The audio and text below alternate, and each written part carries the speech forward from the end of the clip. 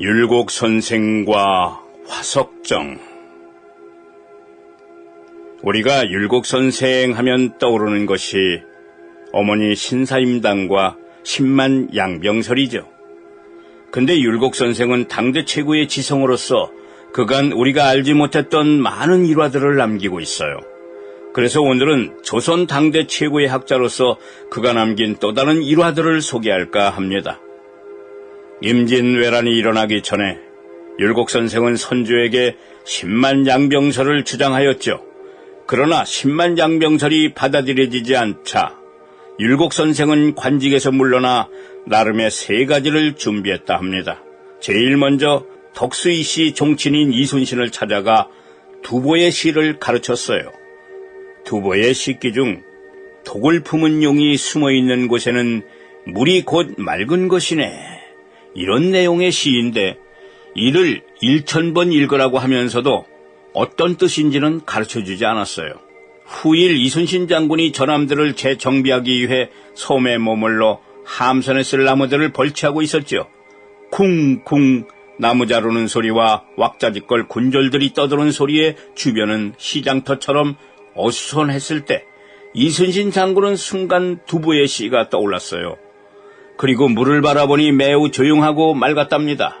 그래서 부하들을 시켜서 배 밑을 창끝으로 찌르게 했는데 곧 붉은 피가 바다를 물들였다 합니다.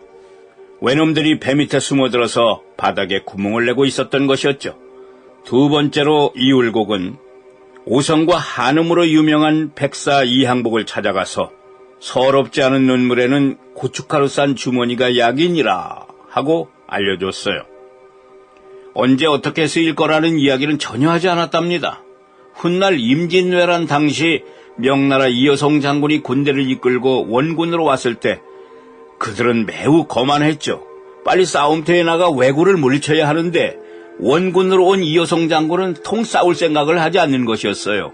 그래서 이들을 설득하러 가게 된 사람이 바로 백사 이항복 선생이셨는데 도움을 청하기 위해 슬픈 표정을 지어야 하는데 잘 되지 않았답니다. 그때 문득 율곡 선생님이 전해준 이야기가 생각이 나서 고춧가루 싼 주머니로 눈을 비벼서 슬픈 듯 눈물을 흘리며 이여성 장군에게 나아가 왜구를 물리치도록 간청하자 이여성은 대군을 이끌고 전쟁터로 나아갔다 합니다.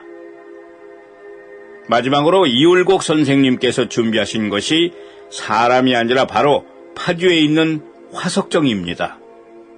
경기도 파주시 파평면 율곡리 산 100-1 경기도 유형문화재 제61호 이 정자는 율곡 선생이 자주 가서 묵상하고 시조를 쓰던 곳이랍니다. 화석정은 율곡 선생의 5대 조부 강평공 이명신의 세종 25년 1443년 건축한 것을 성종 9년 1478년에 선생의 증조부이신 이의석이 중수하고 몽암 이숙함이 화석정이라고 이름을 지었다 합니다. 그 후에 율곡 선생이 다시 중수하여 사용하던 이 정자는 사연이 아주 깊지요. 율곡 선생이 자주 이곳 화석정에 들러 유유히 흐르는 임진강을 바라보며 묵상을 할 때면 항상 하인들을 시켜 기름을 듬뿍 칠하고 기름걸레로 마룻바닥과 기둥을 닦도록 시켰답니다. 일을 하는 사람들은 왜 멀쩡한 정자에 사흘이 멀다 하고 기름칠을 하라고 하는지 의아해했죠. 그리고 임진왜란이 일어나기 10년 전 율곡은 나라가 어지럽고 위험에 처할 때 열어보라는 유언과 함께 화석정에 친필 유서 하나를 남겨놓고 저 세상으로 떠났답니다. 10년 뒤 1592년 임진왜란이 일어나고 도성이 함락당할 위기에 처하자 선조는 고려의 도읍지 개성으로 피난을 가게 되었는데 한밤중에 화석정이 있는 임진나루터에 도착하게 되었어요. 칠같은 밤이라 도저히 임진강을 건너갈 수가 없던 차에 나라가 위기에 처했을 때 열어보라는 율곡 선생의 유서가 화석정에 있는 것을 알고 그 유서를 열어본 바 선견지명이 놀라운 율곡 선생의 유서에는 화석정에 불을 지르라는 내용이 담겨 있었어요. 이미 10년 전에 율곡선생은 외놈들이 쳐들어오면 선조가 임진강을 건너 개성으로 피난할 것을 미리 내다본 것이죠. 불을 지르자 엄청난 양의 기름칠 덕분에 화석정은 활활 타올랐고 그 불길은 임진강 주변을 대낮처럼 밝혀주어서 선조 임금은 무사히 강을 건너 개성으로 피난을 하게 되었다 합니다. 조선 당대의 학자요, 천재로 알려진 이율곡의 통찰력과 지혜를 다시 한번 느끼게 해주는 일화들이죠. 그날 이후 화석정은 80년간 소실된 터만 남아있다가 현종 14년 1673년에 율곡선생의 종손중 이후지 이후방에 의해 복원되었으나 6.25 동란 때 인민군들에 의해 다시 소실되었고 그 뒤 나라가 안정되고 경제가 살아날 즈음 1966년 뜻있는 파주 유림들이 성금을 모아 원형 가깝게 복원하였으며 1973년 정부가 실시한 율곡선생 및 신사임당 유적 정화 사업의 일환으로 예쁘게 단청되고 주변도 깨끗하게 정화되었다 합니다.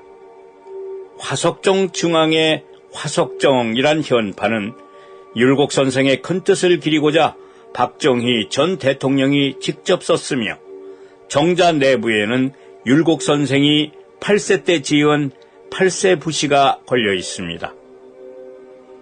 높은 산은 보름달을 뱉어놓고 깊은 강은 말리 불어갈 바람을 머금었다. 변방의 기러기는 어디를 가는가? 기러기 울음은 저무는 눈 속에 베이누나. 8세의 어린 나이에 이런 시를 지었다니 과연 천재요, 우리나라 최고의 지성이었음을 알 수 있습니다. 여기서 유비무환이라는 고사가 떠오르는 이유는 무엇일까요? 역사에 만약이란 없지만 10만 양병설이 받아들여졌다면 어떻게 됐을까요?